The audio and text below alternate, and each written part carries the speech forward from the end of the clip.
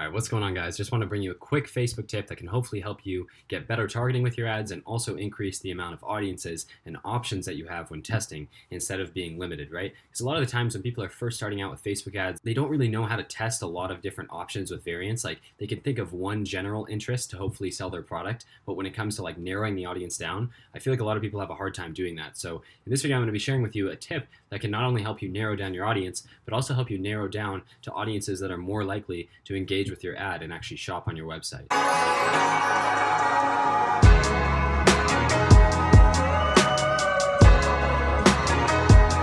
Awesome, so I'm not wasting any time today. I'm going to jump right into it, minimize this window right here. Here we are on the back end of my ads manager, and this is one of my old ads accounts. So if a notification comes up that says something like payment method declined or something like that, it's because I don't use this account anymore. This is just an old one. So the topic of this video has to do with targeting, right? So in the back end of the ads manager, once you click on create campaign and you choose your optimization goal, so your conversion objective, let's say you just name it whatever, like website conversions, and we use the example of, I saw this the other day, it's like a Hulk USB drive. So it was like a USB flash drive that had the Incredible Hulk on it. So kind of cool, nothing crazy. I don't know if it would be a super hot seller. It seemed like it could potentially be something because there is an audience behind that, right? Like there's clear targeting when you have something like that's a product that has an interest on top of the product, because then you're kind of blending in two niches together, if that makes sense. But anyways, when you're in the back of the ads manager here and you scroll down, you finish this part, you choose your conversion objective.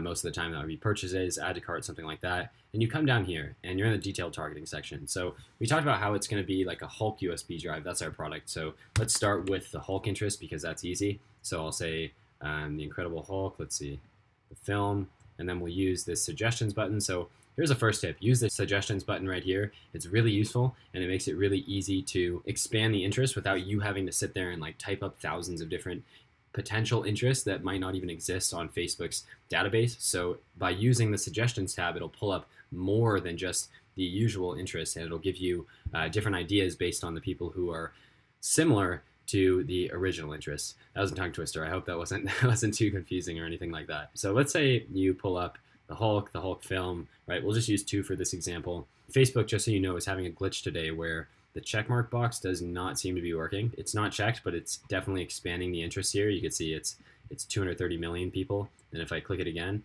it goes down to 860,000. I don't know what's going on. I don't want to confuse you and go off topic or anything, but just know that this stays unchecked almost all the time. Anyway, so to get back on point, after you've put your initial interest, you want to narrow the audience, and you don't always have to do this. I mean, you could do just interests alone and leave it up to your pixel and Facebook to optimize for you. But in the beginning, when you're first starting out, you kind of need to get creative with the targeting so that you help Facebook find those people for you, rather than just saying, all right, Facebook, find these people for me, but I'm not going to give you any data. My pixel isn't seasoned, anything like that. So narrow it down a little bit, make it easier for Facebook, make it easier on yourself to get conversions sooner.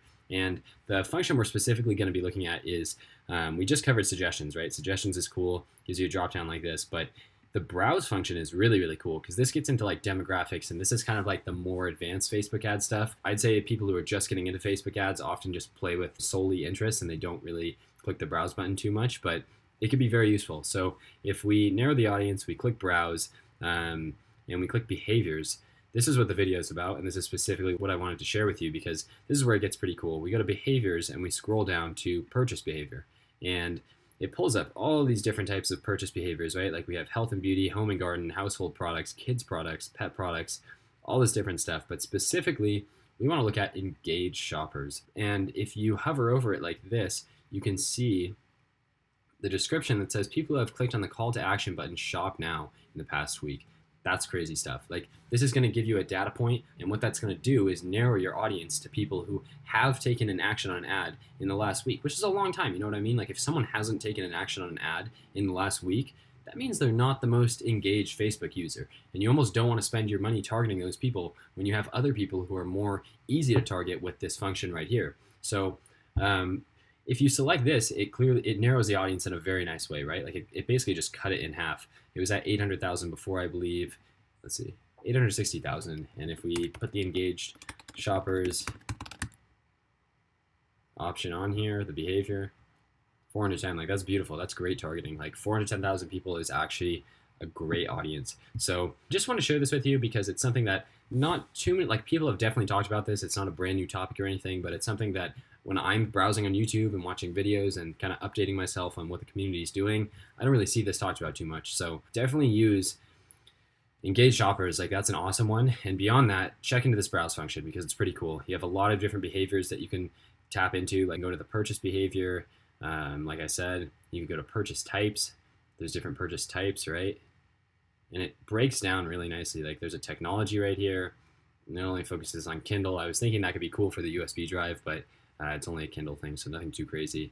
But just get creative with it, you know what I mean? Like, this is just a way for you to expand the number of ads you can test instead of having limited options, right? Like, now you can add this engaged shoppers to another one of your ad sets, and then you could test that. And that's an extra ad set for each product that you're testing, right? So this is just one of those cool little tips and tricks that can ultimately help you achieve the goal of finding Shopify success, whatever that is to you, sooner. So I hope you've enjoyed this video. If you did, leave it a like, comment, subscribe, and share it. It would mean a lot to me. If you have any questions, I will gladly answer them in the comment section. Just drop them down below, and I will talk to you soon. Hope you have a great rest of your day. Take care.